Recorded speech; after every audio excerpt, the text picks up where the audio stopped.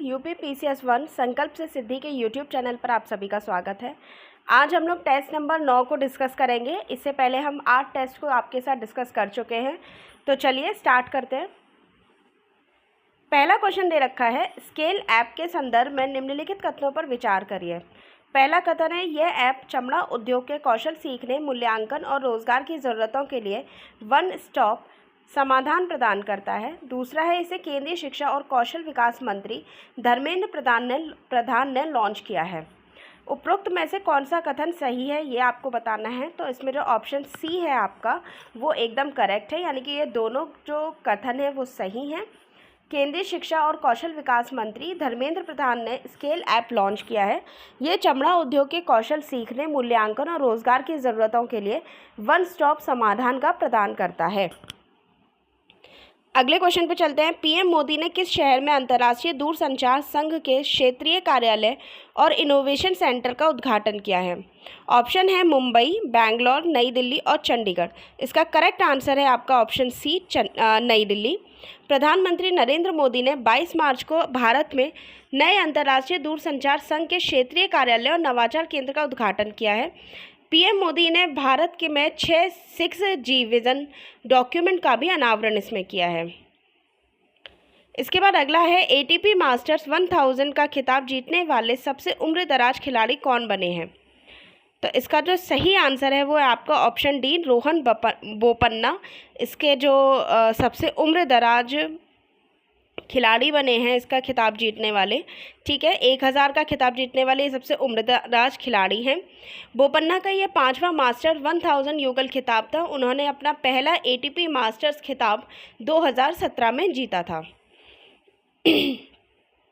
अगला प्रश्न है, अमेरिकी राष्ट्रपति जो बाइडेन ने किस भारतीय अमेरिकी अभिनेत्री को नेशनल ह्यूमैनिटी मेडल प्रदान किया है? मिंडी कलिंग, सोनिया शाह, डॉली सिंह और अमिता नाइक। तो इसका करेक्ट आंसर है ऑप्शन ए, मिंडी कलिंग। इन्हें जो नई पीढ़ी का, इसमें जो मिंडी कलिंग है ना, अमेरिकी राष्ट्रपति ने कहानीकारों की एक नई पीढ़ी को आवाज़ देने के सम्मान में भारतीय अमेरिकी अभिनेत्री जो हैं उनको प्रतिष्ठित नेशनल ह्यूमैनिटी मेडल से सम्मानित किया है। इसके बाद अगला प्रश्न है, भारत सरकार द्वारा शुरू की गई पीएम मित्र योजना का मुख्य उद्देश्य क्या है? तो इसका जो मुख्य उद्देश्य है वो है आपका ऑप्शन बी, कपड़ा निर्माण और निर्यात के लिए भारत को वैश्विक केंद्र बनाना।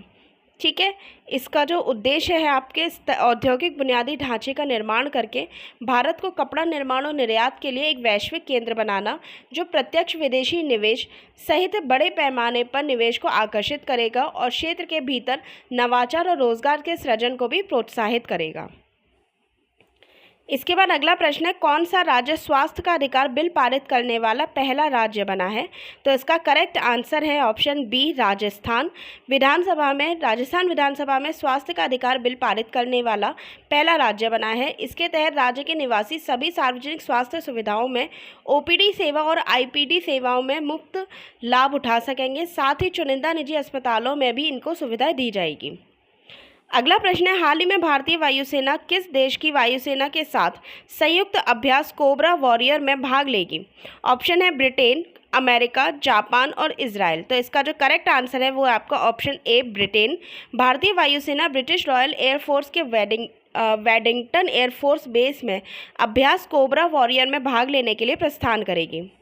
इसके बाद अगला प्रश्न है, हाल ही में मैत्री छात्रवृत्ति नाम की पहल की घोषणा किस देश ने की है? नाइजीरिया, फिनलैंड, ऑस्ट्रेलिया या जर्मनी? तो इसका करेक्ट आंसर है ऑप्शन सी, ऑस्ट्रेलिया। ऑस्ट्रेलिया के प्रधानमंत्री एंथोनी अल्बनीज़ अपनी पहली भारत यात्रा पर अहमदाबाद पहुंचे थे। यहां इन्होंने घोषणा की कि उनके देश और भारत सरकार ने ऑस्ट्रेलिया भारत शिक्षा योग्यता मान्यता तंत्र को अंतिम रूप दे दिया है। इसके बाद अगला प्रश्न है, इंटीग्रल कोच फैक्ट्री चेन्नई ने 75 वंदे भारत ट्रेनों का निर्माण का लक्ष्य किस वर्ष तक रखा है? ऑप्शन है 2023, 2026, 2030 और 2032। तो इसका करेक्ट आंसर है ऑप्शन 2023, यानी कि ऑप्शन ए आपका करेक्ट होगा। पीएम मोदी ने गांधीनगर मुंबई सेंट्रल वंदे भारत ट्रेन को हरी झंडी दिखाई थी। इसमें आईसीएफ चेन्नई ने अगस्त 2023 तक 75 वंदे भारत ट्रेन के निर्माण का लक्ष्य रखा है। अगला प्रश्न है, हाल ही में इजराइल ने किस देश के साथ भूमध्य सागर में समुद्री विवाद पर एक समझौते की घोषणा की है? ये ऑप्शन है आपके तुर्की, जॉर्डन, लेबनान और मिस्र। तो इसका करेक्ट आंसर है क्वेश्चन नंबर 10 का, वो है आपका ऑप्शन सी, लेबनान। इजराइल ने भूमध्य सागर में सीमा विवाद को लेकर लेबनान के साथ समझौते पर हस्ताक्षर किए हैं। 11वां क्वेश्चन है, हाल ही में किस देश में 30 सालों में पहली बार पोलियो के मामले दर्ज किए गए हैं? इसका करेक्ट आंसर है ऑप्शन ए, बुरुंडी। इसमें 30 साल में पहली बार पोलियो के मामले दर्ज किए गए हैं और ये इस क्षेत्र में अपशिष्ट जल के पर्यावरण निगरानी से पोलियो वायरस टाइप 2 की पुष्टि है वो की गई है। अगला प्रश्न है, विश्व वायु गुणवत्ता रिपोर्ट 2022 के संदर्भ में निम्नलिखित में कौन सा कथन सही है? पहला है, हवा में PM 2.5 के स्तर के आधार पर 39 भारतीय शहर दुनिया के 50 सबसे प्रदूषित शहरों में शामिल हैं। दूसरा कथन है, दुनिया के सबसे प्रदूषित शहरों की सूची में दिल्ली चौथे स्थान पर है। और तीसरा है, ढाका दुनिया का सबसे प्रदूषित महानगरीय शहर है। तो इसका जो करेक्ट आंसर है वो है आपका ऑप्शन सी, पहला और दूसरा कथन आपका सही है। ऑप्शन जो कथन 3 है वो आपका गलत है, यानी कि 1 और 2 सही रहेगा। इसके बाद 13वें क्वेश्चन पे आते हैं। 13 क्वेश्चन में दे रखा है, भारतीय संविधान का कौन सा अनुच्छेद लोकसभा या राज्यसभा में सांसदों की अयोग्यता से संबंधित है? तो ऑप्शन ए दे रखा है आर्टिकल 10, ऑप्शन बी है आर्टिकल 20, ऑप्शन सी है आर्टिकल 32, ऑप्शन डी आपका दे रखा है आर्टिकल 102। तो ये करेक्ट आंसर है ऑप्शन डी, आर्टिकल 102। ये लोकसभा या राज्यसभा के सांसदों के लिए अयोग्यता संबंधित प्रावधान इसमें दिए गए हैं और सांसदों की अयोग्यता के कारणों की सूची भी इसमें प्रदान की गई है। एक चीज़ और आप याद रखिएगा, अभी हाल ही में राहुल गांधी को उनकी सांसदी की सदस्यता से उनको बर्खास्त कर दिया गया है। तो ये जो किस आर्टिकल के तहत किया गया है या किस कानून के तहत किया गया है वो भी याद रखिएगा। तो पीपल रिप्रेजेंटेड एक्ट आया था 1951 में, उसी के अकॉर्डिंग ये किया गया है और उसमें प्रावधान था, अगर किसी सांसद को 2 साल या उससे अधिक की सज़ा दी जाती है तो उनकी जो सदस्यता है वो तुरंत ही रद्द कर दी जाएगी। चलिए अगले प्रश्न पर चलते हैं। 15वां क्वेश्चन है, PM विश्वकर्मा कौशल सम्मान योजना के संदर्भ में, ठीक है, 14 क्वेश्चन हमारा रह गया है, पहले ये देख लेते हैं। कौन सा देश एक्सरसाइज वायु प्रहार नामक मल्टी डोमेन एयरलैंड अभ्यास आयोजित करता है? ऑप्शन है ए भारत, बी श्रीलंका, सी बांग्लादेश और डी नेपाल। तो इसका करेक्ट आंसर है ऑप्शन ए भारत, ठीक है। भारत आपका सही आंसर होगा। भारत वायु प्रहार भारतीय सेना और भारतीय वायुसेना द्वारा वास्तविक नियंत्रण रेखा के करीब आयोजित एक बहु डोमेन वायु भूमि अभ्यास है। अगला प्रश्न है, PM विश्वकर्मा कौशल सम्मान योजना के संदर्भ में निम्नलिखित में से कौन सा कथन सही है? पहला है, इसके तहत केंद्र सरकार देश के कारीगरों और शिल्पकारों को केवल वित्तीय सहायता देने का काम करेगी। दूसरा है, इस योजना का लाभ पारंपरिक कारीगरों जैसे लोहार, बढ़ई, सोनार, कुम्हार और मूर्तिकारों को मिलेगा। तो इसका जो करेक्ट आंसर है वो है आपका ऑप्शन बी, केवल दूसरा सही है, पहला इसमें सही नहीं है। प्रधानमंत्री नरेंद्र मोदी ने 11 मार्च को 2023 को PM विश्वकर्मा कौशल सम्मान विषय पर वेबिनार को संबोधित किया था। इसमें PM विश्वकर्मा कौशल सम्मान योजना के तहत केंद्र सरकार देश के कारीगरों और शिल्पकारों को वित्तीय सहायता देने पर काम करेगी। अगला प्रश्न देखते हैं। 16वां क्वेश्चन है, किस केंद्रीय मंत्रालय ने वानिकी हस्तक्षेपों के माध्यम से मरुस्थलीकरण और भूमि क्षरण का मुकाबला करने के लिए राष्ट्रीय कार्य योजना शुरू की है? ऑप्शन है ए ऊर्जा मंत्रालय, बी नवीन और नवीकरणीय ऊर्जा मंत्रालय, सी पर्यावरण वन और जलवायु परिवर्तन मंत्रालय और डी है आपका कोयला मंत्रालय। तो इसका करेक्ट आंसर हो जाएगा ऑप्शन सी, पर्यावरण वन और जलवायु परिवर्तन मंत्रालय। ये जो आपकी की गई है, ये जो जलवायु परिवर्तन मंत्री हैं भूपेंद्र यादव ने अरावली ग्रीन वॉल परियोजना का उद्घाटन किया है, इस दौरान याद रखिएगा। इसके बाद अगला प्रश्न है, किस देश ने अमेरिका के साथ agriculture innovation mission for climate launch किया है? ऑप्शन है आपके भारत, संयुक्त अरब अमीरात, इजराइल और श्रीलंका। तो इसका जो करेक्ट आंसर हो जाएगा 17 का, वो है आपका ऑप्शन बी, संयुक्त अरब अमीरात ने climate for agriculture innovation mission for climate launch America के साथ किया है, ठीक है। ये जो कॉन्फ्रेंस रही थी वो आप पार्टीज 26 में लॉन्च किया गया था। इसके बाद अगले प्रश्न पर चलते हैं। Biomass 3P pellet to power prosperity पर राष्ट्रीय सम्मेलन किस शहर में आयोजित किया जाएगा? तो इसका जो सही आंसर है 18 का वो है आपका ऑप्शन ए, दिल्ली। केंद्रीय ऊर्जा और नवीन एवं नवीकरणीय ऊर्जा मंत्री आर.के. सिंह ने 24 मार्च 2023 को नई दिल्ली में biomass pellet to power to prosperity पर सम्मेलन का उद्घाटन किया। इसके बाद अगले प्रश्न पर चलते हैं। 19वां क्वेश्चन है, भारतीय नौसेना का पहला प्रशिक्षण स्क्वाड्रन कहाँ स्थित है? पहला ऑप्शन है आपका विशाखापट्टनम, कोची, मुंबई या चेन्नई। तो इसका जो करेक्ट आंसर है वो है आपका ऑप्शन बी, कोची। ठीक है, कोची में किया गया है। भारतीय नौसेना का पहला प्रशिक्षण स्क्वाड्रन जो कोची में स्थित है। दक्षिणी नौसेना कमान भारतीय नौसेना के प्रशिक्षण कमान का हिस्सा है। इसके बाद अगला प्रश्न है, किस संस्था ने ट्रिपल थ्रेट रिपोर्ट जारी की है? तो ये रिपोर्ट जारी की गई है आपका ऑप्शन बी, यूनिसेफ के द्वारा। ठीक है, यूनिसेफ ने ट्रिपल थ्रेट रिपोर्ट अभी हाल ही में जारी की है। इनके अनुसार वॉश से संबंधित कार्यक्रम, परियोजना और नीतियों की निगरानी का अभाव दुनिया के सबसे खराब प्रभाव वाले देशों में जल असुरक्षा का मुख्य चालक है। इसके बाद अगला प्रश्न दे रखा है, किस संस्थान ने प्रौद्योगिकी और नवाचार रिपोर्ट 2023 को जारी किया गया है? तो ये जो जारी की गई है वो की गई है UNCTAD यानी कि अंकटाड के द्वारा इसको जारी किया गया है। ठीक है, इसके बाद अगला प्रश्न है, अंतर्राष्ट्रीय आपराधिक न्यायालय ने किस देश के राष्ट्रपति के खिलाफ गिरफ्तारी वारंट को जारी किया गया है? तो ये किया गया है आपके ऑप्शन बी, रूस के राष्ट्रपति पुतिन के खिलाफ गैरकानूनी निर्वासन से कथित युद्ध अपराध और यूक्रेन में कब्जे वाले क्षेत्रों से बचाव के लिए रूसी संघ में स्थानांतरित करने के लिए गिरफ्तारी वारंट को जारी किया है। इसके बाद अगला प्रश्न है, 23 क्वेश्चन है, अंतर्राष्ट्रीय वन दिवस 2023 की थीम क्या है? ऑप्शन है वन और स्वास्थ्य, ऑप्शन बी है वन और जलवायु परिवर्तन, ऑप्शन सी है वन और ग्लोबल वार्मिंग, ऑप्शन डी है आपका वन मित्र है।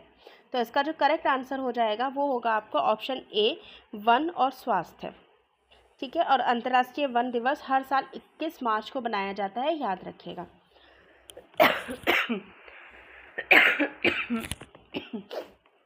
Sorry for that. Next question पे चलते हैं। 24वां क्वेश्चन है, खबरों में रहा सिनियाह द्वीप किस देश में स्थित है? ए, रूस, बी, चीन, सी, संयुक्त अरब अमीरात और डी है आपका इजराइल। तो इसका जो करेक्ट आंसर हो जाएगा वो है आपका ऑप्शन सी, संयुक्त अरब अमीरात। ठीक है, संयुक्त अरब अमीरात के सिनियाह द्वीप पर फारस की खाड़ी में सबसे पुराने मोती शहर की खोज की गई है, याद रखिएगा, इसीलिए ये खबरों में है। इसके बाद अगला प्रश्न है, एबल पुरस्कार किस क्षेत्र में उत्कृष्ट योगदान देने वाले को दिया जाता है? ऑप्शन है वास्तुकला, बी गणित, सी पत्रकारिता और डी है खेल। तो इसका करेक्ट आंसर हो जाएगा ऑप्शन बी, यानी कि गणित के लिए एबल पुरस्कार दिया जाता है। अगला प्रश्न है, अभ्यास अल मोहद ल हिंद 2023 को भारत और किस देश के बीच आयोजित किया जा रहा है? ऑप्शन है आपका संयुक्त अरब अमीरात, ऑप्शन बी है सऊदी अरब, सी ऑप्शन है इजराइल और डी है आपका ओमान। तो इसका जो करेक्ट आंसर हो जाएगा वो है आपका ऑप्शन बी, सऊदी अरब के और भारत के बीच में एक्सरसाइज अल मोहम्मद अल हिंद 23 का जो नौसैनिक बल हैं उनके बीच एक द्विपक्षीय अभ्यास होना है। इसके बाद है, unique land parcel identification number एक अल्फ़ा न्यूमेरिकल नंबर है जिसमें कितने अंक होते हैं? तो इसमें होते हैं आपके 14 अंक। ठीक है, यानी कि ऑप्शन सी आपका करेक्ट होगा। अगले प्रश्न पर चलते हैं, खबरों में रहा बरदा वन्यजीव अभ्यारण्य किस राज्य या केंद्र शासित प्रदेश में स्थित है? तो ये स्थित है आपके गुजरात में, ऑप्शन ए आपका करेक्ट होगा। अगले प्रश्न पर चलते हैं। अच्छा, एक चीज़ और याद रखिएगा, बरदा वन्यजीव अभ्यारण्य में 40 शेरों को स्थानांतरित करने के लिए तैयार किया गया है, इसलिए ये चर्चा में भी बना हुआ है। अगला प्रश्न है 29 प्रश्न है, इसमें सुमेलित करना है व्हीलर द्वारा हड़प्पा का उत्खनन, SR राव द्वारा लोथल का उत्खनन, RS बिष्ट द्वारा धोलावीरा का उत्खनन और MR मुगल द्वारा बहावलपुर में अन्वेषणों का आरंभ। तो इसकी सूची का मिलान करना है। तो देखिए, इसका जो सही आंसर होगा, पहले तो हम ये देख लेते हैं। देखिए, व्हीलर ने ये जो खोज की थी वो 1946 में की थी। ठीक है, इसके बाद SR राव ने जो खोज की थी वो 1955 में की थी। आर.एस. बिष्ट ने धौलावीरा की खोज की थी 1990 में और M.R. मुगल द्वारा बहावलपुर में अन्वेषणों का प्रारंभ किया गया था 1974 में। तो इसका जो करेक्ट आंसर हो जाएगा वो होगा ऑप्शन बी जो होगा वो आपका एकदम करेक्ट हो जाएगा। इसके बाद अगले प्रश्न पर चलते हैं। तक्कोलम का युद्ध हुआ था, किसके बीच हुआ था? चोल और चालुक्य के बीच, चोल और पल्लव के बीच, चोल और पांडे के बीच और चोल और राष्ट्रकूटों के बीच। तो ये हुआ था आपका चोल और राष्ट्रकूटों के बीच। तक्कोलम का युद्ध चोल शासक परांतक प्रथम के पुत्र राजा आदित्य और राष्ट्रकूट शासक कृष्ण तृतीय के मध्य हुआ था। इस युद्ध में राष्ट्रकूटों को विजय मिली थी और यह युद्ध 1949 ईस्वी में लड़ा गया था, यानी कि ऑप्शन डी आपका करेक्ट होगा। इसके बाद अगला प्रश्न है, किस वाक्टक नरेश ने महाराज की उपाधि धारण की थी? ठीक है, ऑप्शन है आपका विंध्यशक्ति, हारितपुत्र प्रवरसेन, सर्वसेन और रुद्रसेन। तो इसका जो करेक्ट आंसर हो जाएगा 31 का वो है आपका ऑप्शन बी हारितपुत्र प्रवरसेन। अगला प्रश्न दे रखा है, इसमें भी सुमेलित करना है। तो देखिए, ऋग्वेद का संबंध किससे है? ऋग्वेद का संबंध है आपका स्रोत और प्रार्थनाओं से। यजुर्वेद का संबंध है आपके स्रोत और कर्मकांडों से। सामवेद का संबंध संगीत में स्रोत से और अथर्ववेद का संबंध है तंत्र मंत्र और वशीकरण से। तो इस अकॉर्डिंग आपका जो करेक्ट आंसर हो जाएगा वो होगा ऑप्शन ए। ठीक है, अगले प्रश्न पर चलते हैं। महात्मा बुद्ध के संबंध में निम्नलिखित में से कौन सा कथन सही नहीं है? पहला, इन्होंने 29 साल की आयु में गृह त्याग दिया था। दूसरा है, ज्ञान प्राप्ति के बाद वे प्रज्ञावान कहलाए। सी ऑप्शन दे रखा है, इन्होंने समतावादी भावना का समर्थन नहीं किया। डी ऑप्शन है, इन्होंने 35 साल की आयु में इन्हें ज्ञान प्राप्त हुआ था। तो इसका कौन सा सही नहीं है ये बताना है। तो ऑप्शन सी जो होगा वो आपका एकदम करेक्ट है। सी आपका जो है वो सही नहीं है, क्योंकि जो गणराज्य से उत्पन्न होने के कारण महात्मा बुद्ध ने कुछ समतावादी भावनाएं आई थी। तो इसमें जो ये दे रखा है समतावादी भावनाएं, उनका समर्थन नहीं किया था, ये गलत है। इसके बाद 34वां क्वेश्चन देख लेते हैं। गुप्त काल में राज्य के वर्गीकरण के संदर्भ में निम्नलिखित में से कौन सा बढ़ते हुए क्रम में है? तो 34 में आप आंसर देखेंगे तो पहला जो होगा वो आपका करेक्ट होगा, ग्राम, विधि, विषय, भुक्ति और राज्य। यानी कि सबसे बड़ी जो संस्था थी उसे राज्य कहा जाता था और ग्राम को सबसे छोटा कहा जाता था। इसके बाद 35वां क्वेश्चन है, भारत के सांस्कृतिक इतिहास में पंचायतन शब्द किसे निर्दिष्ट करता है? तो पंचायतन शब्द कहा जाता है आपके एक मंदिर शैली को। ठीक है, तो इसका जो होगा सी आपका करेक्ट आंसर होगा। गुप्तोत्तर काल में प्रचलित पंचायतन एक विशेष प्रकार के मंदिर को दर्शाता है। गुप्तोत्तर काल में धार्मिक परिवर्तन की दृष्टि से ये महत्वपूर्ण रहा है। इसके बाद अगला है 36वां क्वेश्चन है, निम्नलिखित में से कौन सी पुस्तक अमीर खुसरो द्वारा नहीं लिखी गई है? ए मजनू लैला, बी शिरीन और खुसरो, सी है आपका नूह सिपेहर और डी है आपका मुंतखब उल लुबाब। तो इसका जो करेक्ट आंसर होगा 36 का वो होगा आपका ऑप्शन डी मुंतखब उल लुबाब जो है इसका करेक्ट आंसर है। ये आपकी लिखी गई है खान खफी खान के द्वारा। ठीक है, इसके बाद अगला प्रश्न है, बुक्का प्रथम के शासनकाल में उसका सबसे बड़ा प्रतिद्वंदी कौन था? तो ये था आपका 37 का आपका मदुरै का जो सुल्तान था वो इसका सबसे बड़ा प्रतिद्वंदी था। ठीक है, हरिहर प्रथम की मृत्यु के बाद इसका भाई बुक्का प्रथम 1356 ईस्वी में विजयनगर साम्राज्य की गद्दी पर बैठा था और 1377 तक उस पर सत्तारूढ़ रहा। शासनकाल के इसमें इसका जो मुख्य विरोधी था वो मदुरै राज्य था, याद रखिएगा। इसके बाद अगले प्रश्न पर चलते हैं। दारा शिकोह के प्रश्रय में किस संस्कृत कृति का फारसी अनुवाद नहीं हुआ था? तो ये नहीं हुआ था भागवत पुराण का, यानी कि ऑप्शन डी आपका करेक्ट होगा। अगला प्रश्न दे रखा है 39 क्वेश्चन पे आते हैं। अकबर के सैन्य अभियानों को कालक्रम से सजाइए और नीचे दिए गए कूट की सहायता से उत्तर का चयन कीजिए। तो मालवा, गुजरात, कश्मीर, हल्दी घाटी, सिंध और असीरगढ़ ये दे रखा है। इसमें किस तरीके से उन्होंने जो क्रम था उनका अभियानों का वो बताना है। तो इसका जो करेक्ट आंसर हो जाएगा वो सी ऑप्शन जो होगा वो आपका करेक्ट होगा। पहले वो मालवा गए थे, मालवा के बाद गुजरात के बाद हल्दी घाटी, उसके बाद कश्मीर, फिर आपका सिंध और फिर लास्ट में किया था सबसे लास्ट में असीरगढ़। इसके बाद अगला प्रश्न है 40वां क्वेश्चन आपका दे रखा है, सूची 1 और प्रांत व सूची 2 की राजधानियों को सम्मिलित कीजिए और नीचे दिए गए कूट से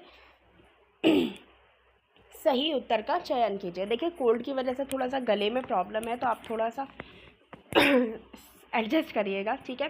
तो देखिए इसका जो करेक्ट आंसर हो जाएगा वो है आपका, उत्तरापथ की राजधानी है आपकी तक्षशिला, दक्षिणापथ की राजधानी स्वर्णगिरी, मध्य देश की राजधानी है पाटलिपुत्र, कलिंग की राजधानी है आपकी तोसाली, ठीक है। तो आपका जो ऑप्शन ए होगा वो आपका एकदम करेक्ट होगा, ठीक है। 40 का जो ऑप्शन ए है वो करेक्ट है।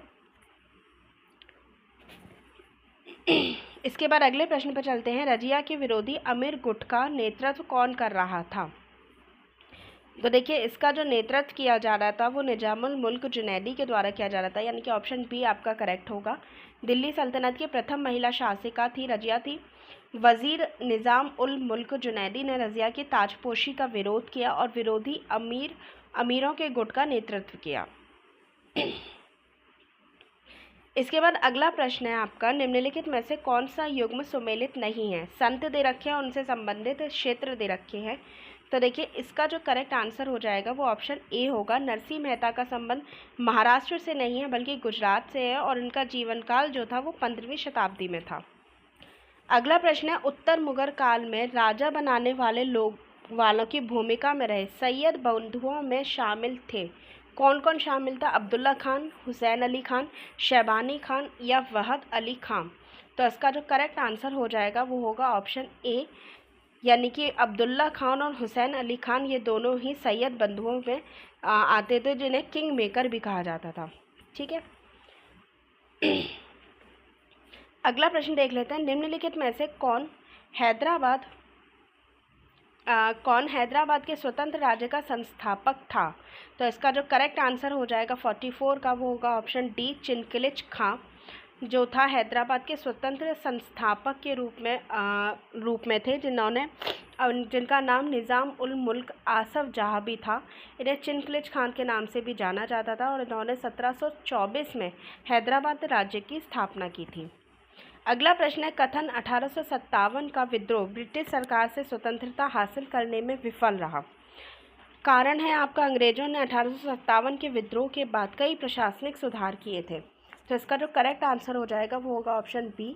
ए और आर दोनों ही सही हैं लेकिन ये उसकी व्याख्या नहीं करता है, ठीक है। व्याख्या नहीं करता है क्योंकि 1859 के अंत तक भारत सरकार पर ब्रिटिश सत्ता पूर्णतः स्थापित हो गई थी। अगला प्रश्न है आपका,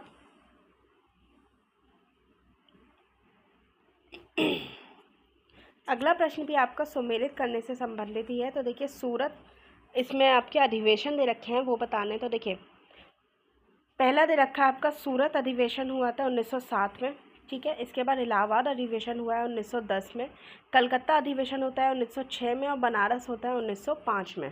तो आपका जो करेक्ट आंसर हो जाएगा 46 का वो होगा ऑप्शन ए। अगले प्रश्न पर चलते हैं, कथन दे रखा है, स्वराजवादियों और अपरिवर्तनवादियों के बीच कोई बुनियादी मतभेद नहीं था। कारण है, जब एक नए राष्ट्रीय संघर्ष का समय आता तब दोनों एक हो गए थे, ठीक है। तो इसका जो करेक्ट आंसर है वो ऑप्शन ए है, दोनों ही सही हैं। व्याख्या भी सही की गई है क्योंकि देखिए स्वराजवादियों और परिवर्तनवादियों के बीच बुनियादी स्तर पर कोई मतभेद नहीं था। दोनों दल कांग्रेस के भीतर समाहित थे और अपने अपने तरीके से काम कर रहे थे। इसके बाद अगला प्रश्न दे रखा है, 48वां क्वेश्चन है, द्वितीय गोलमेज सम्मेलन के संदर्भ पर विचार कीजिए। पहला, यह सम्मेलन सितंबर 1931 में लंदन में आयोजित हुआ था। दूसरा है, इस सम्मेलन में गांधी जी ने कांग्रेस का प्रतिनिधित्व किया। तीसरा, भारतीय दृष्टिकोण से यह सम्मेलन सफल रहा था। कौन सा कथन असत्य है? तो असत्य पूछा है तो तीसरा इसमें असत्य होगा, यानी कि ऑप्शन डी आपका करेक्ट हो जाएगा। अगले प्रश्न पर चलते हैं, 49 क्वेश्चन है, भारत छोड़ो आंदोलन के दौरान किन स्थानों पर समानांतर सरकार गठित नहीं हुई थी? बम्बई के पुणे जिले में, उत्तर प्रदेश के गाजीपुर जिले में, बिहार के भागलपुर जिले में और बंगाल के मिदनापुर जिले में। देखिए इसमें थोड़ा सा करेक्शन कीजिएगा, यहाँ पे नहीं की जगह गठित हुई थी कर लीजिएगा, तो उस हिसाब से आपके आंसर एकदम करेक्ट हो जाएंगे। तो 49 का जो बी है आपका वो करेक्ट होगा। बम्बई के पुणे, उत्तर प्रदेश के गाजीपुर और बिहार के भागलपुर जिले में समानांतर सरकारें गठित हुई थी, यानी कि बी आपका करेक्ट होगा। अगला प्रश्न है, किस गवर्नर जनरल के शासनकाल में फोर्ट विलियम कॉलेज की स्थापना की गई थी?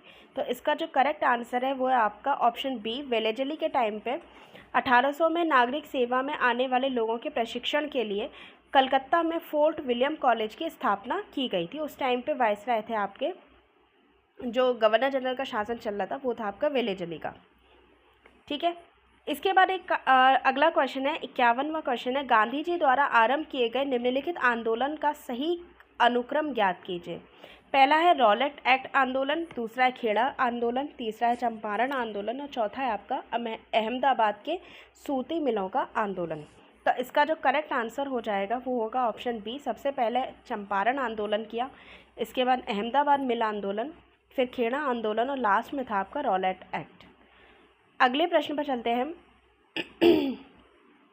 निम्नलिखित में से किस अधिनियम द्वारा भारत के गवर्नर जनरल को अध्यादेश जारी करने की शक्ति प्रदान की गई है? तो ये की गई थी आपकी भारत परिषद अधिनियम 1861 के द्वारा गवर्नर जनरल को अध्यादेश जारी करने की शक्ति दी गई थी और अध्यादेश अधिकाधिक 6 महीने तक लागू रह सकता था। अगले प्रश्न पर चलते हैं। 53 क्वेश्चन है आपका, सूची दे रखी है, इसमें भी आपको सुमेलित करना है। तो देखिए, अहमद शाह अब्दाली का जो आक्रमण हुआ था वो हुआ था 1747 में। यहाँ पे 1747 कर लीजिएगा, यानी 1748 कर लीजिएगा। 48 में इसका आक्रमण हुआ था। ठीक है, इसके बाद आपके गुरु गोविंद सिंह जी की मृत्यु हुई थी 1708 में। इसके अलावा वांडीवश का युद्ध हुआ था 1760 में और पांडिचेरी का पतन हुआ था 1761 में। तो इस अकॉर्डिंग आपका जो करेक्ट आंसर हो जाएगा वो ऑप्शन सी होगा। ठीक है, सी आपका एकदम सही आंसर हो जाएगा। अगले प्रश्न पर चलते हैं। 54वां क्वेश्चन है, 18वीं शताब्दी में बंगाल में से निर्यात होने वाली वस्तुओं में प्रमुख निम्न में से कौन सी थी? तो बंगाल और जो बिहार क्षेत्र था वहाँ पर शोरा और सूती वस्त्र का काफ़ी व्यापार होता था। तो ऑप्शन सी जो होगा वो आपका करेक्ट हो जाएगा। इसके बाद अगले प्रश्न पर चलते हैं। अगला प्रश्न दे रखा है आपका 55 नंबर का क्वेश्चन है, 1773 के रेगुलेटरी एक्ट द्वारा स्थापित गवर्नर जनरल की परिषद का कौन सदस्य नहीं था? तो इसका जो करेक्ट आंसर हो जाएगा वो होगा ऑप्शन डी, फ्रांसिस जो था वो इसका सदस्य नहीं था, बल्कि मानसन, क्लेवरिंग और वारवल तीनों ही इसके परिषद के सदस्य थे। अगला प्रश्न दे रखा है, निम्नलिखित में से कौन सा कथन सही है? पृथ्वी की सतह से टूटकर घिस जाने को अपरदन कहते हैं। दूसरा है, पृथ्वी की नई सतहों का निर्माण की प्रक्रिया निक्षेपण कहलाती है। तो ये दोनों ही सही हैं, यानी कि ऑप्शन सी आपका जो होगा वो करेक्ट होगा। अगले प्रश्न पर चलते हैं। 57वां क्वेश्चन है, आकार के आधार पर महासागरों का सही क्रम कौन सा है? तो देखिए, इसमें क्रम दे रखा है, सबसे बड़ा और उससे छोटा बताना है। तो देखिए, सबसे पहले आएगा आपका प्रशांत महासागर। ठीक है, प्रशांत महासागर के बाद आपका आता है अटलांटिक महासागर, यानी कि 1 पे ये रहेगा। इसके बाद सेकंड पे रहेगा आपका अटलांटिक महासागर। अटलांटिक महासागर के बाद आता है आपका हिंद महासागर और हिंद महासागर के बाद आएगा आपका दक्षिण महासागर। दक्षिण महासागर के बाद आर्कटिक महासागर। तो इस अकॉर्डिंग आपका जो फोर्थ ऑप्शन है वो आपका करेक्ट होगा। अगले प्रश्न पर चलते हैं। नीचे दिए गए कथन एवं कारण पर विचार कीजिए। कथन दे रखा है का पृथ्वी के तापमान में वृद्धि को भूमंडलीय तापन कहते हैं।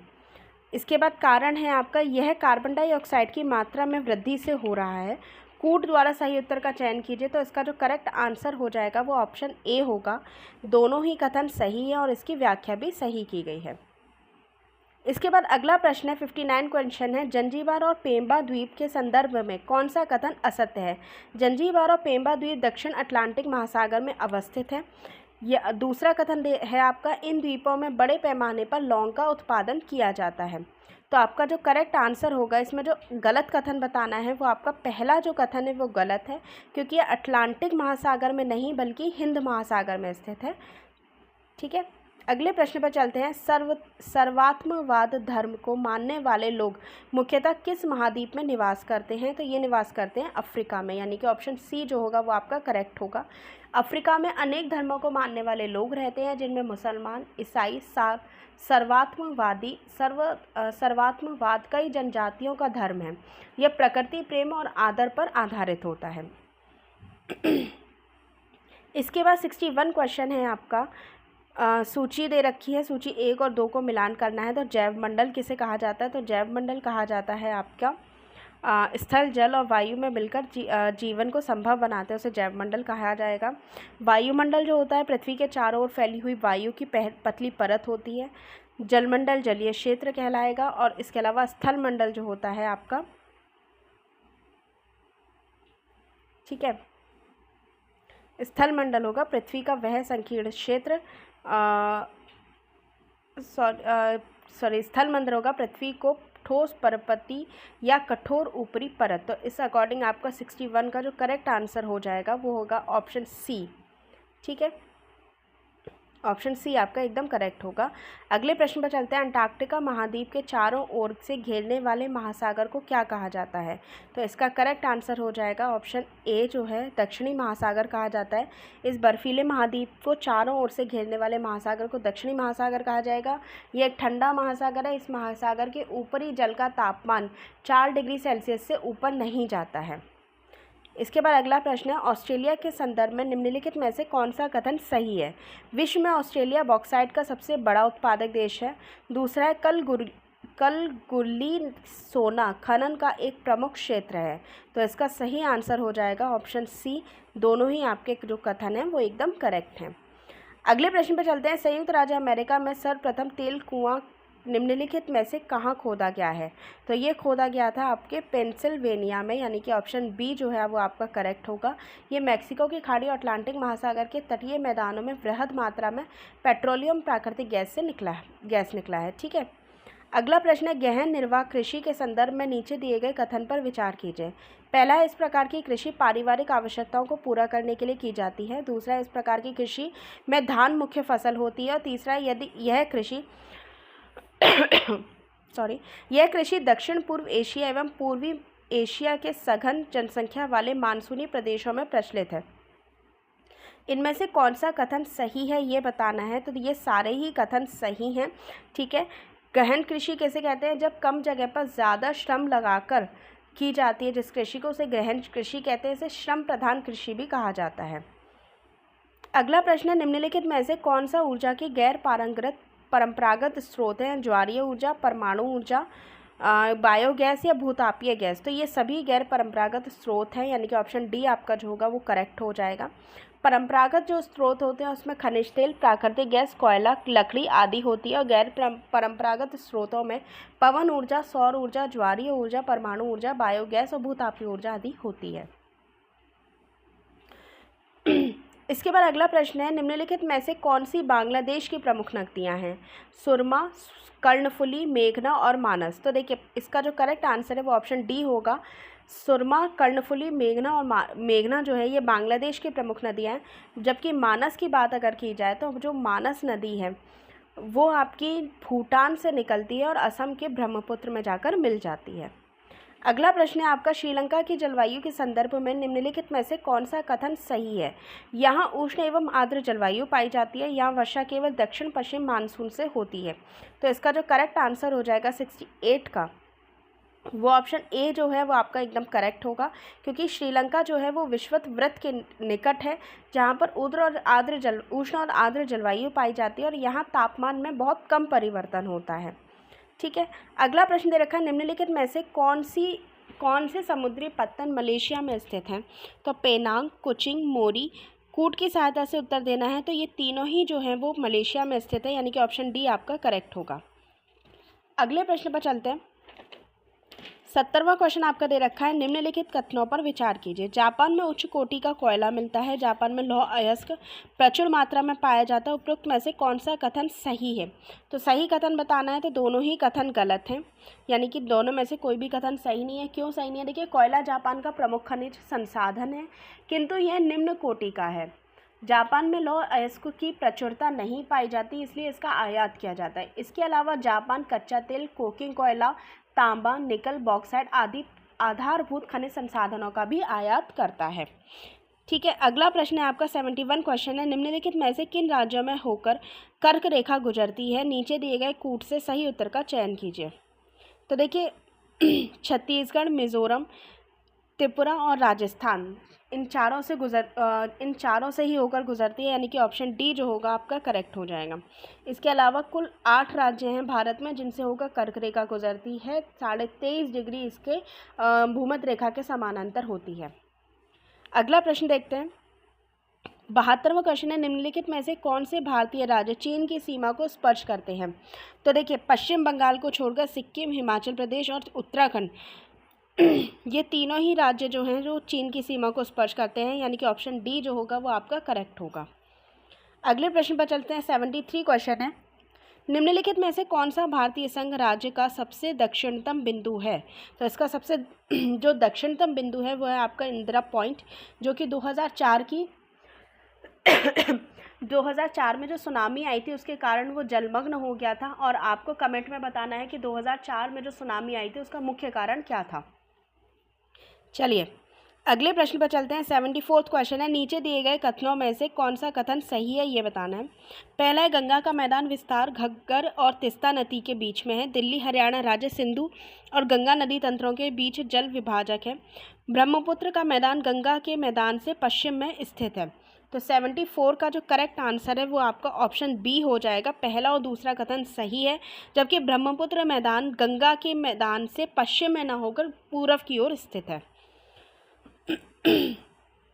इसके बाद अगला प्रश्न है आपका, सुमेलित करना है शिपकिला हिमाचल प्रदेश, नाथुला सिक्किम, नीति दर्रा उत्तराखंड और लिपुलेख आपका अरुणाचल प्रदेश। तो इसमें से कौन सा सुमेलित नहीं है ये बताना है। तो 75 का जो आपका करेक्ट आंसर होगा वो ऑप्शन डी हो जाएगा। लिपुलेख जो दर्रा है वो उत्तराखंड में स्थित है, ना कि अरुणाचल प्रदेश में। इसके बाद अगला प्रश्न है, हिमालय क्षेत्रों में निवास करने वाली जनजातियों में कौन सी जनजाति सुमेलित नहीं है? लेपचा सिक्किम, भोटिया झारखंड, डफला अरुणाचल प्रदेश, गद्दी हिमाचल प्रदेश। तो 76 का जो करेक्ट आंसर हो जाएगा वो ऑप्शन बी होगा। जो भोटिया जनजाति है वो बृहद हिमालय की घाटियों में रही जाती है और ये खानाबदोश जनजाति होती है जो ग्रीष्म ऋतु में बुग्याल में चले जाते हैं और शरद ऋतु में घाटियों में वापस आ जाते हैं, यानी कि ऑप्शन बी आपका करेक्ट होगा। अगला प्रश्न है, भारत श्रीलंका के बीच स्थित है। पाक जल संधि, न्यूमूर द्वीप, मन्नार की खाड़ी या पेरम द्वीप। तो इसका जो करेक्ट आंसर हो जाएगा 77 का वो होगा आपका ऑप्शन सी। पाक जल संधि और मन्नार की खाड़ी दोनों ही भारत और पाक श्रीलंका को अलग करती है। इसके अलावा न्यूमूर द्वीप बंगाल की खाड़ी में पश्चिम बंगाल के समीप स्थित है, जबकि पेरम द्वीप जो है वो खंबात की खाड़ी में स्थित है। ठीक है, अगला प्रश्न है, इसमें भी मिलान करना है। 78 क्वेश्चन है, प्रायद्वीपीय नदियों एवं उनके उद्गम स्थलों के संबंध में सूची 1 को सूची 2 से मिलाना है। तो देखिए, तापी नदी का जो उद्गम स्थल है वो है आपका सतपुड़ा पर्वत श्रृंखला। ठीक है, इसके अलावा गोदावरी जो नदी का उद्गम स्थल है वो है आपका त्र्यंबकेश्वर। कृष्णा नदी जो निकलती है वो निकलती है आपकी महाबलेश्वर से और कावेरी नदी निकलती है ब्रह्मगिरी पहाड़ी से।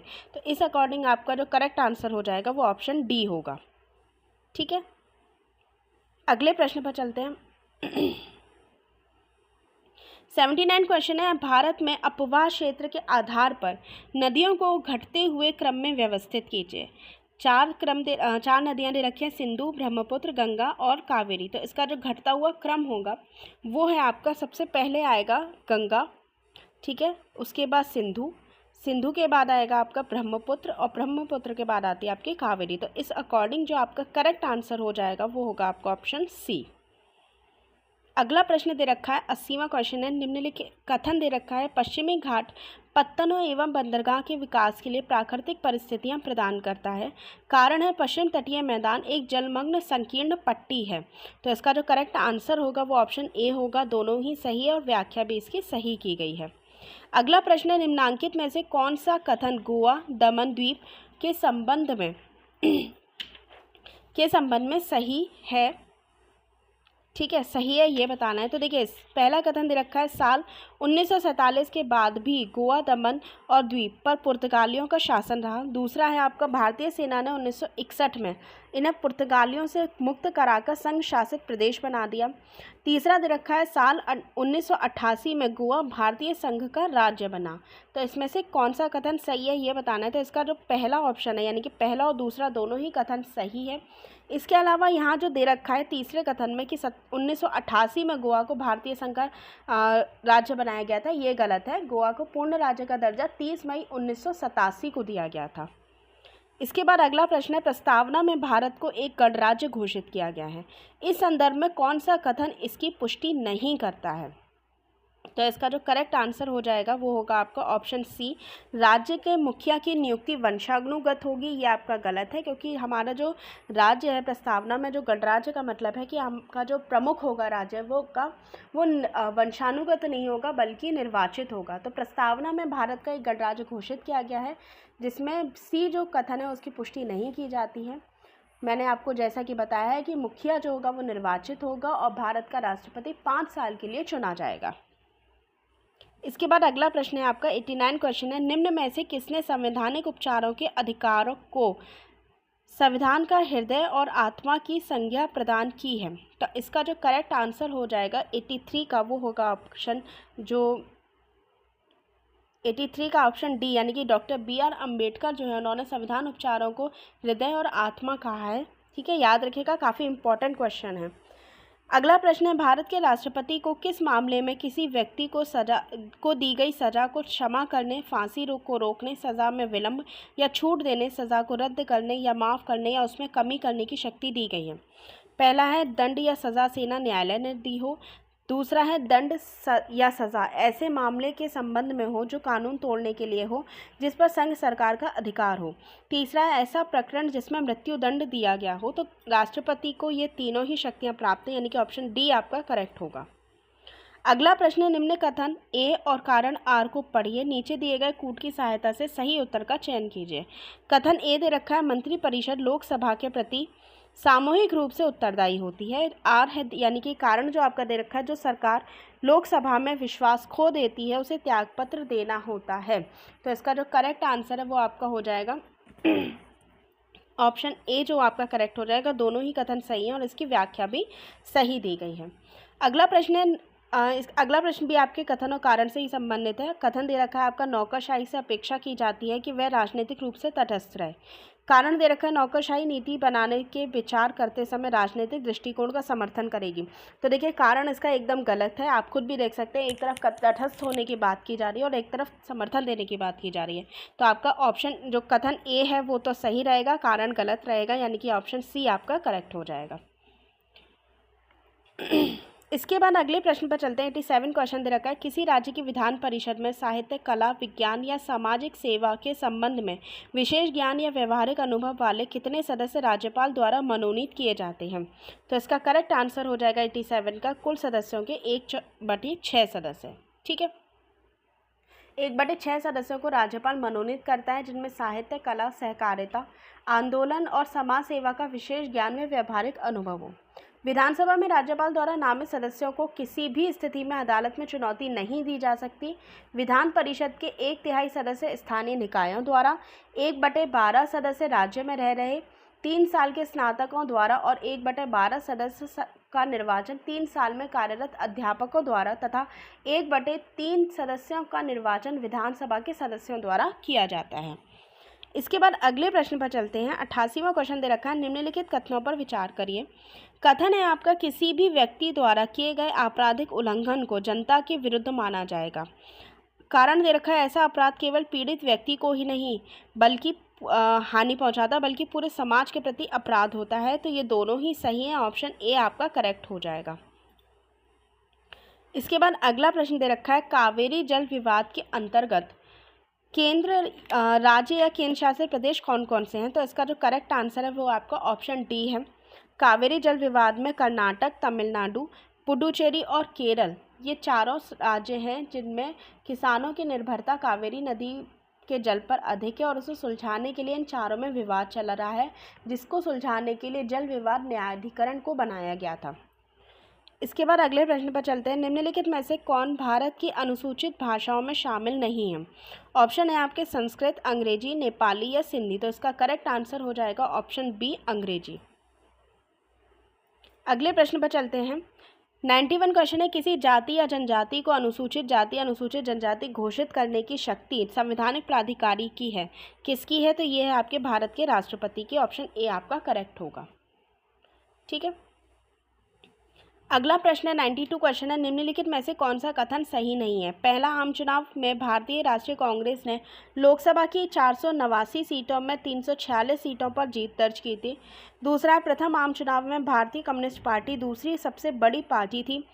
सी ऑप्शन दे रखा है, इस वर्ष 1957 में भारतीय कम्युनिस्ट पार्टी के नेतृत्व में एक गठबंधन की सरकार बनी। डी ऑप्शन है, केरल की सरकार को अगस्त 1960 में अनुच्छेद 356 के अंतर्गत बर्खास्त कर दिया गया था। तो इसमें सही नहीं पूछा गया है, यानी कि ऑप्शन जो आपका सही होगा, जो गलत ऑप्शन दे रखा है वो है आपका 92 का ऑप्शन डी। ठीक है, क्योंकि केरल की सरकार को 1960 में नहीं बल्कि 1959 में 356 के तहत सरकार को बर्खास्त कर दिया गया था। ठीक है, इसके बाद अगले प्रश्न पर चलते हैं। सूची 1 और 2 को सम्मिलित करना है। राजनीतिक दल दे रखे हैं, उनके गठन का वर्ष दे रखा है। तो देखिए, कम्युनिस्ट पार्टी का जो गठन हुआ था वो 1925 में हुआ था। कम्युनिस्ट पार्टी ऑफ इंडिया मार्क्सवादी का जो गठन हुआ था वो हुआ था 1964 में। इसके बाद ADMK का जो गठन हुआ था वो 1972 में हुआ था और तेलुगु देशम का गठन हुआ था 1982 में। तो इस अकॉर्डिंग जो आपका करेक्ट आंसर हो जाएगा वो ऑप्शन ए होगा। अगले प्रश्न पर चलते हैं। 94 क्वेश्चन है, निम्न संविधान संशोधन में से किस एक के द्वारा पहली बार संविधान में दल बदल विरोधी प्रावधान को लागू किया गया था। तो इसका जो करेक्ट आंसर हो जाएगा वो होगा आपका ऑप्शन सी, जो है 52वां संविधान संशोधन के माध्यम से दल बदल विरोधी कानून अस्तित्व में आया। संविधान संशोधन की प्रक्रिया में कई संशोधन व्यापक आम सहमति पर आधारित थे। ठीक है, अगले प्रश्न पर चलते हैं। 95 क्वेश्चन है, निम्नलिखित में धर्मनिरपेक्षता का कौन सा सिद्धांत भारत के संविधान में अपनाया गया है। तो इसका सही आंसर होगा ऑप्शन ए, राज्य का धर्म से कोई लेना देना नहीं होगा। अगला प्रश्न है 96 क्वेश्चन है, किसने कहा कि भारत अर्धसंघात्मक राज्य है। तो ये कहा गया था केसी वियर के द्वारा, यानी कि ऑप्शन डी जो होगा वो आपका करेक्ट होगा। इसके बाद अगले प्रश्न पर चलते हैं। 97 क्वेश्चन है, भारत के प्रथम प्रधानमंत्री जवाहरलाल नेहरू की विदेश नीति का उद्देश्य क्या था। देखिए, ऑप्शन है, कठिन संघर्ष से प्राप्त संप्रभुता को बनाए रखना, क्षेत्रीय अखंडता को अक्षुण्ण बनाए रखना, आर्थिक विकास गति को तीव्र और प्रभावी बनाना, या उपरोक्त सभी। तो इसका करेक्ट आंसर हो जाएगा ऑप्शन डी, ये सारे ही इनके उद्देश्य थे। अगला प्रश्न दे रखा है 98 क्वेश्चन है, भारतीय ध्वज संहिता 2002 के संदर्भ में निम्नलिखित कथनों पर विचार कीजिए। पहला कथन है, क्षतिग्रस्त या अस्त व्यस्त झंडा प्रदर्शित नहीं किया जाना चाहिए। दूसरा, राष्ट्रीय ध्वज को किसी अन्य झंडे या झंडों के साथ एक ही ध्वज दंड में नहीं फहराया जा सकता। तीसरा, राष्ट्रीय ध्वज को फहराते समय किसी वक्ता का मुंह झंडे के दाहिने ओर होना चाहिए। तो इसका जो सही आंसर होगा वो आपके ऑप्शन सी होगा। ये तीनों ही कथन आपके जो हैं वो सही हैं। अगले प्रश्न पर चलता है। 99 क्वेश्चन है आपका। 99 क्वेश्चन दे रखा है, 42वां संविधान संशोधन किस अनुच्छेद के माध्यम से श्रमिकों के प्रबंधन की भागीदारी को सुनिश्चित करता है। तो इसका जो करेक्ट आंसर हो जाएगा वो होगा ऑप्शन डी, आर्टिकल 43A। इसमें DPSP में इसको शामिल किया गया है। ठीक है, भाग 4 DPSP में इसको शामिल किया गया है, याद रखिएगा। अगला प्रश्न है, निम्नलिखित में से कौन सा एक विधिक सेवा प्राधिकरण के उद्देश्यों में शामिल है। पहला है कानूनी साक्षरता फैलाना, दूसरा है निःशुल्क कानूनी सहायता प्रदान करना, तीसरा है लोक अदालतों का आयोजन करना, चौथा है अपराध पीड़ित व्यक्तियों को मुआवजा देना। तो इसका जो करेक्ट आंसर हो जाएगा 100 का वो होगा ऑप्शन डी, ये सभी इसमें शामिल हैं। अगला प्रश्न है, निम्नलिखित में से कौन सर्वाहारी की श्रेणी में आता है। शाकाहारी, मांसाहारी, ए और बी दोनों के गुण हो, उनमें से कोई नहीं। तो सी आपका करेक्ट हो जाएगा, यानी कि शाकाहारी और मांसाहारी दोनों ही सर्वाहारी की श्रेणी में आते हैं। 102वां क्वेश्चन है, केंचुए के श्वसन के संदर्भ में निम्नलिखित में से कौन सा कथन सही है।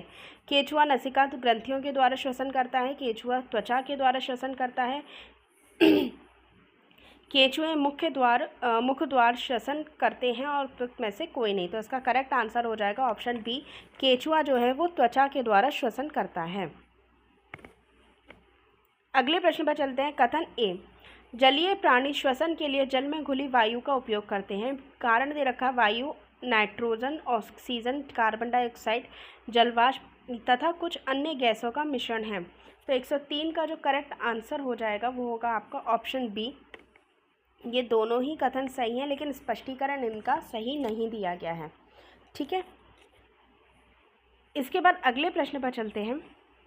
104वां क्वेश्चन है, प्रकाश संश्लेषण के संदर्भ में निम्नलिखित कथनों पर विचार कीजिए। प्रकाश संश्लेषण की प्रक्रिया द्वारा ऑक्सीजन गैस तथा कार्बोहाइड्रेट बनता है। दूसरा, पत्तियों के अलावा पादपों के दूसरे हरे भागों में भी प्रकाश संश्लेषण होता है। उपरोक्त कथन में से कौन सा कथन सही है ये बताना है। तो इसका जो करेक्ट आंसर हो जाएगा वो आपका 104 होगा, यानी कि दोनों ही जो सी ऑप्शन होगा 104 का वो सही है। दोनों ही कथन जो हैं आपके सही हैं। ठीक है,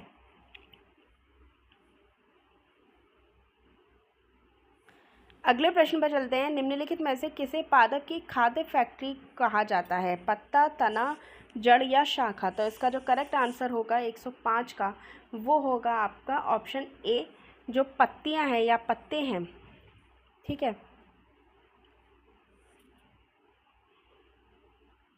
ऑप्शन जो ए है आपका, यानी कि पत्ता जो है वो खाद्य पदार्थों का संश्लेषण मुख्यतः पत्तियों द्वारा किया जाता है, इसलिए पत्तियों को खाद्य फैक्ट्री भी कहा जाता है। ठीक है, अगले प्रश्न पर चलते हैं। 106वां क्वेश्चन है, निम्नलिखित में से कौन सा ग्रह भारत का प्रथम उपग्रह था? तो ये था आपका आर्यभट्ट, यानी कि ऑप्शन ए जो है वो आपका करेक्ट हो जाएगा।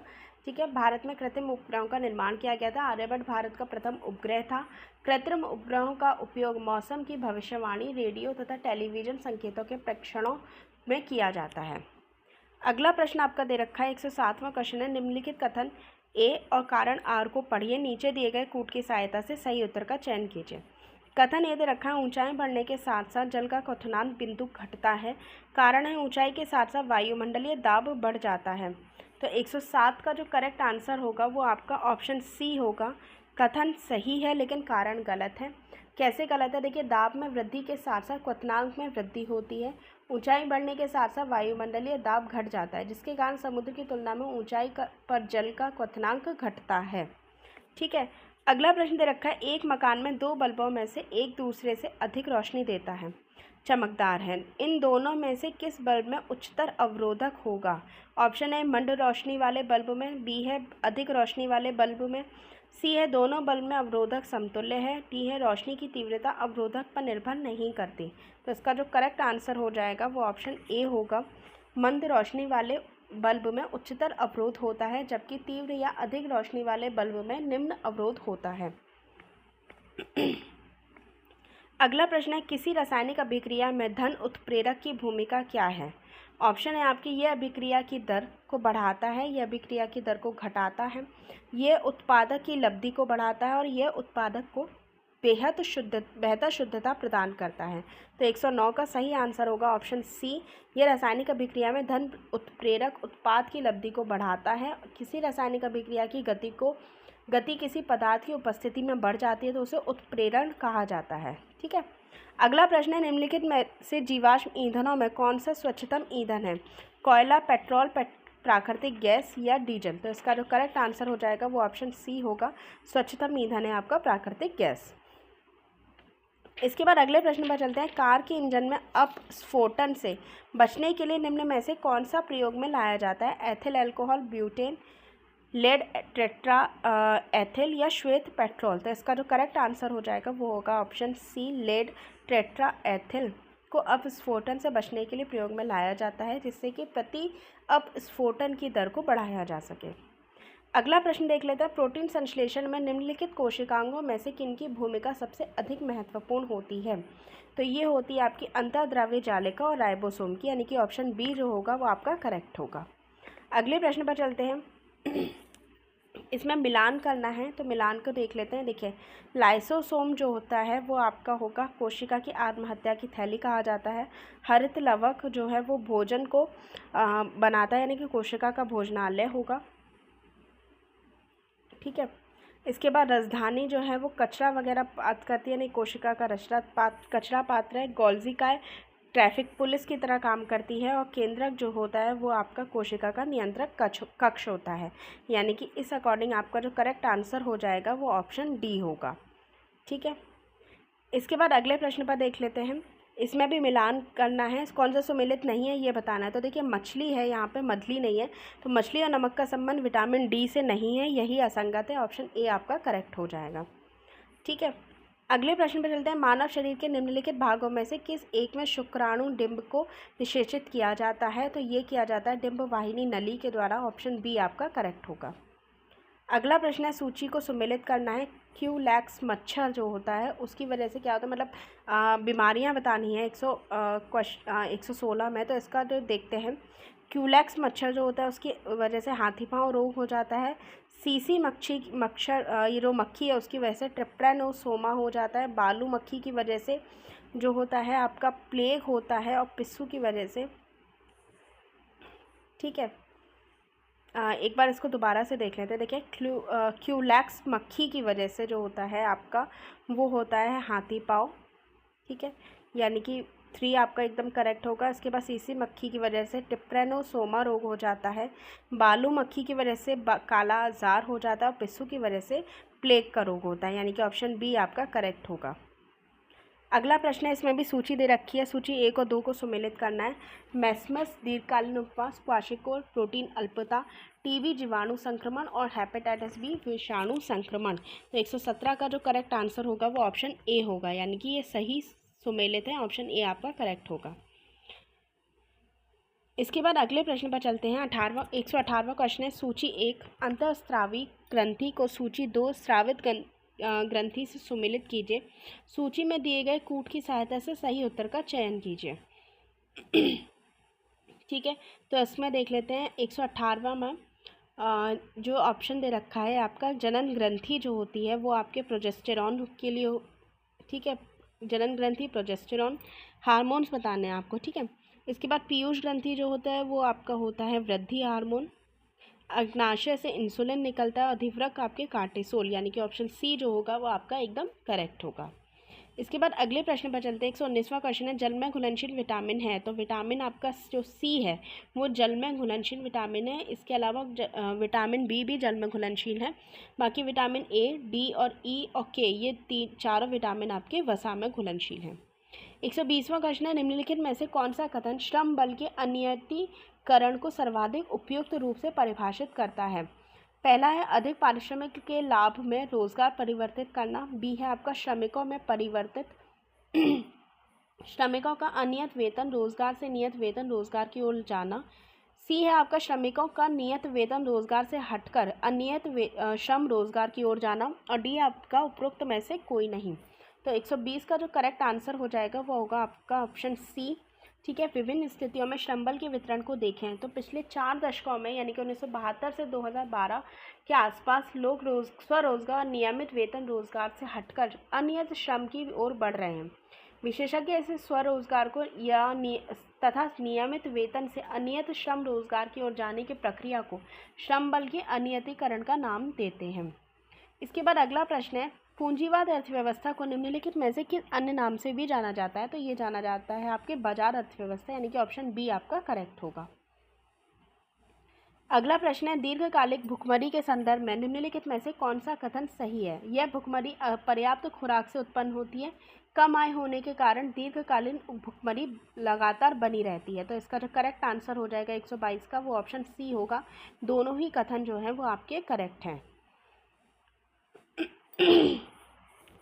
इसके बाद अगला प्रश्न है, निम्नलिखित में से किस बेरोजगारी के अंतर्गत किसी कार्य को करने के लिए उनमें आवश्यकता से अधिक श्रमिक लगे होते हैं, जिनमें अतिरिक्त श्रमिकों को कार्य से हटा देने के बाद भी उत्पादकता में कोई कमी नहीं आती?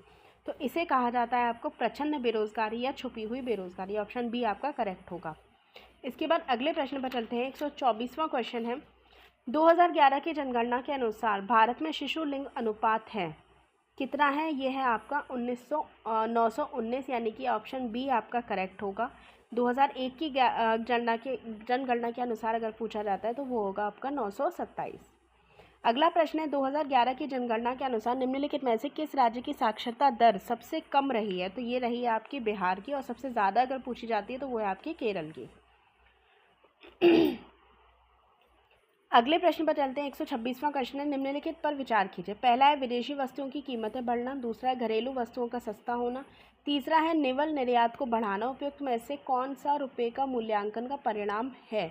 तो 126 का सही जो आंसर है वो आपका ऑप्शन डी है, यानी कि ये तीनों ही मूल्यों के परिणाम मूल्यांकन का परिणाम है। अगला प्रश्न है 127वां क्वेश्चन है, निम्नलिखित में से कौन से समाजवादी अर्थव्यवस्था के लक्षण हैं? निजी संपत्ति का संग्रहण नहीं करना, इसमें समाज की आवश्यकताओं के अनुरूप वस्तुओं का उत्पादन करना, इस व्यवस्था में आर्थिक गतिविधियों में सामाजिक सिद्धांत द्वारा निर्देशित होना। तो इसका जो करेक्ट आंसर हो जाएगा 127 का, वो होगा ऑप्शन डी आपका जो है वो करेक्ट है। तीनों ही कथन जो है वो समाजवादी अर्थव्यवस्था से संबंधित हैं। अगला प्रश्न है, निम्नलिखित में से कौन सा कथन मूल्यह्रास को सर्वोत्तम वर्णित करता है? तो ऑप्शन देख लेते हैं आपका। सकल मूल्य में मध्यवर्ती वस्तुओं का मूल्य, सकल निवेश में मूल्य से किए गए लोप, सी है आपका समग्र निवेश में समग्र व्यय का योग, और डी है आपका उपरोक्त में से कोई नहीं। तो इसका जो करेक्ट आंसर हो जाएगा वो है आपका ऑप्शन बी, सकल निवेश के मूल्य से किए गए लोप। ठीक है, इसके बाद अगले प्रश्न पर चलते हैं। 129वां क्वेश्चन है, आसियान का पूर्ण रूप क्या है? तो आसियान का जो पूर्ण रूप है वो है आपका association of south east Asian Nations, यानी कि इसका जो सही आंसर होगा वो है आपका ऑप्शन सी, और इसका उद्देश्य क्या है? सामाजिक राजनीतिक आर्थिक हितों को साधने वाली संगठन है। ठीक है, अगला प्रश्न है आपका, होप स्टॉप के संदर्भ में निम्नलिखित कथनों पर विचार कीजिए। पहला है, होप स्टॉप की अवधारणा UNEP द्वारा जारी की गई। इसका उद्देश्य विश्व की क्षतिग्रस्त हो रही प्राकृतिक और तथा सांस्कृतिक धरोहरों की रक्षा करना है। भारत के अंडमान और निकोबार एवं लक्षद्वीप होप स्टॉप के रूप में चिन्हित किया गया। इसमें से कौन सा कथन सही है? तो सही कथन बताना है, तो इसका जो करेक्ट आंसर हो जाएगा 130 का, वो होगा ऑप्शन सी जो है वो आपका करेक्ट है, यानी कि जो आपका तीसरा ऑप्शन है वही जो तीसरा कथन है वो सही है। होप स्टॉप की अवधारणा जारी की गई जिसमें समुद्री जैव विविधता और आवास का संरक्षण किया जाता है। इसके बाद अगला प्रश्न है, निम्नलिखित में से कौन सा मार्श गैस या मीथेन गैस की उत्पत्ति का स्रोत है? धान का खेत, पशुओं के अवशिष्ट, ए और बी दोनों, उपयुक्त में से कोई नहीं। तो आपका जो सही आंसर होगा वो है आपका ऑप्शन सी, धान के खेत और पशुओं के अपशिष्ट दोनों से ही मीथेन गैस का उत्पादन या मीथेन गैस निकलती है, याद रखिएगा।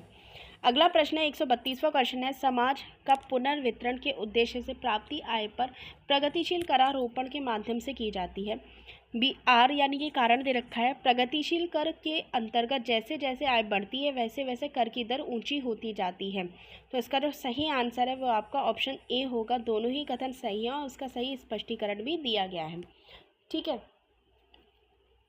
इसके बाद अगले प्रश्न पर चलते हैं। 133वां क्वेश्चन है, निम्नलिखित में से कौन सी कृषि करने की प्रक्रिया पर्यावरण संरक्षण में सहायक है? अधिक उपज वाली किस्म की खेती, ग्लास हाउस में पौधे उगाना, शिफ्टिंग खेती या जैविक कृषि? तो इसका सही आंसर होगा ऑप्शन डी, जैविक कृषि। ठीक है, जैविक कृषि के उत्पाद विषाक्त रसायनों से मुक्त तथा पर्यावरण की दृष्टि से धारणीय विधियों द्वारा उत्पादित होते हैं। इसके बाद अगला प्रश्न है, फोटोवोल्टीय सेलों का मुख्य कार्य क्या है? ए, पवन ऊर्जा के विद्युत ऊर्जा में परिवर्तित करना, भूतापीय ऊर्जा को विद्युत ऊर्जा में परिवर्तित करना, सौर ऊर्जा को विद्युत ऊर्जा में परिवर्तित करना, कृत्रिम प्रकाश संश्लेषण द्वारा कार्बनिक ऊर्जा का संचय करना। तो 134 का जो सही आंसर हो जाएगा वो होगा ऑप्शन सी, फोटोवोल्टीय जो सेल होते हैं उसका काम होता है सौर ऊर्जा को विद्युत ऊर्जा में परिवर्तित करना। इसके बाद अगला प्रश्न है 135वां क्वेश्चन आपका दे रखा है, निम्नलिखित में से किसमें सीमित आर्थिक क्रियाकलापों की स्वीकृति है? वन्यजीव अभ्यारण्य, राष्ट्रीय उद्यान या जैवमंडल आरक्षित क्षेत्र? तो इसका जो करेक्ट आंसर होगा वो ऑप्शन बी होगा। केवल जो आर्थिक क्रियाकलाप होते हैं वो जैवमंडल आरक्षित क्षेत्रों के अंतर्गत किए जाते हैं। ठीक है, राष्ट्रीय उद्यान और अभ्यारण्य के मध्य यह अंतर होता है कि राष्ट्रीय उद्यान के अंदर किसी प्रकार के मानवीय क्रियाकलाप की अनुमति नहीं है, जबकि अभ्यारण्य में सीमित क्रियाकलापों की अनुमति होती है। ओके, इसके बाद अगले प्रश्न पर चलते हैं। 136वां क्वेश्चन है, इसमें भी सूची का मिलान करना है। तो देखिए इसका जो करेक्ट आंसर होगा वो देखते हैं। पहले तो ये देखते हैं नौकरेक कहाँ है। तो नौकरेक है आपके मेघालय में। ठीक है, मानस आपका असम से संबंधित है, दिहांग और दिवांग अरुणाचल प्रदेश, और अगस्थमलाई है आपके केरल में।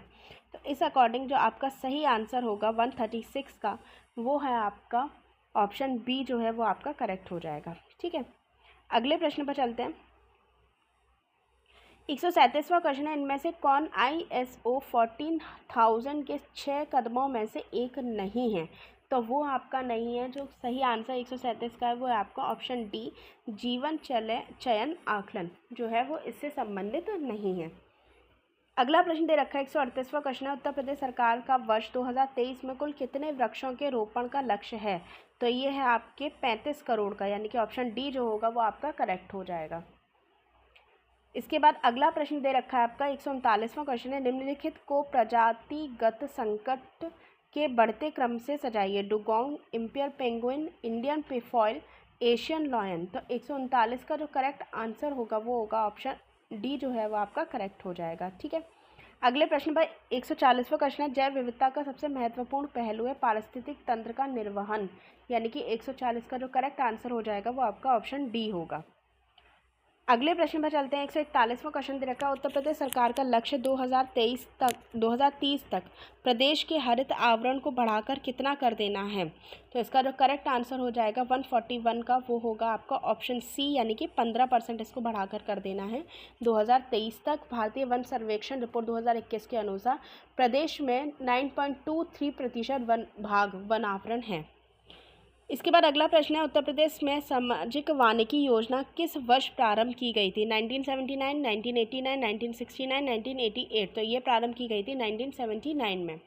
ठीक है, तो 142 का आप करेक्ट आंसर हो जाएगा ऑप्शन ए। इसके बाद अगला प्रश्न है आपका 1970 में कहाँ पर राज्य वन अनुसंधान प्रयोगशाला की स्थापना की गई थी? ये की गई थी कानपुर में, ऑप्शन ए आपका करेक्ट होगा। ठीक है, 1970 में कानपुर में राज्य वन अनुसंधान प्रयोगशाला स्थापित की गई थी, जिसे 1993 में वन अनुसंधान संस्थान उत्तर प्रदेश के रूप में उच्चीकृत किया गया। इसके बाद अगला प्रश्न है 144 क्वेश्चन है, कौन सा युग्म सुमेलित नहीं है? बिरजू महाराज, कथक, आल्हा महोबा, अमजद अली खां सरोद और बिरहा कन्नौज। तो इसका जो करेक्ट आंसर हो जाएगा 144 का वो होगा आपका ऑप्शन डी, बिरहा जो है वो पूर्वांचल का प्रसिद्ध लोक गीत है। ठीक है, 145वां क्वेश्चन है, निम्नलिखित में से उत्तर प्रदेश जनपदों में भोक्सा जनजाति कहाँ पाई जाती है? तो ये पाई जाती है बिजनौर और आगरा में, ऑप्शन ए आपका करेक्ट हो जाएगा। ठीक है, इसके बाद अगला प्रश्न है 146वां क्वेश्चन है, मिर्ज़ापुर प्रसिद्ध है कजरी के लिए, चरकुला नृत्य के लिए, पंवारा के लिए या नकटा के लिए? तो 146 का जो करेक्ट आंसर हो जाएगा वो होगा ऑप्शन ए, कजरी के लिए प्रसिद्ध है। कजरी पूर्वी उत्तर प्रदेश का वर्षा ऋतु का लोक गीत है। मिर्ज़ापुर में कजरी उत्सव भाद्र कृष्ण तृतीया को विंध्यवासिनी देवी के जन्मोत्सव के बड़े हर्ष से मनाया जाता है। ठीक है, अगला प्रश्न 147वां क्वेश्चन है, उत्तर प्रदेश के निम्नलिखित जनपदों में कौन क्षेत्रफल की दृष्टि से सबसे छोटा है? तो 147 का जो करेक्ट आंसर हो जाएगा इसमें बनारस दे रखा है, तो ऑप्शन ए आपका करेक्ट होगा। ठीक है, अगला प्रश्न है, ग्रामीण विकास के लिए पायलट परियोजना का प्रारंभ कब किया गया था? 1971 में, 1978 में, 1952 में, 1948 में। तो इसका करेक्ट आंसर हो जाएगा ऑप्शन डी, 1948 में महोबा गांव इटावा में हुआ था। इस योजना का श्रेय अमेरिकी सैन्य अधिकारी अल्बर्ट मेयर को दिया जाता है। ठीक है, इसके बाद अगला प्रश्न है, गीडा क्या है? गीडा जो है वो है आपका है गोरखपुर औद्योगिक विकास प्राधिकरण, यानी कि बी ऑप्शन आपका एकदम करेक्ट होगा।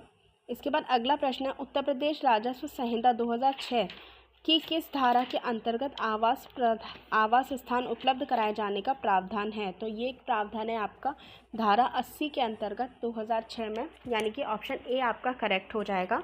तो आज हम लोगों ने टेस्ट संख्या 9 को डिस्कस किया है। पहले के टेस्ट और आज के टेस्ट को मिला के टोटल 9 टेस्ट आपके हो चुके हैं।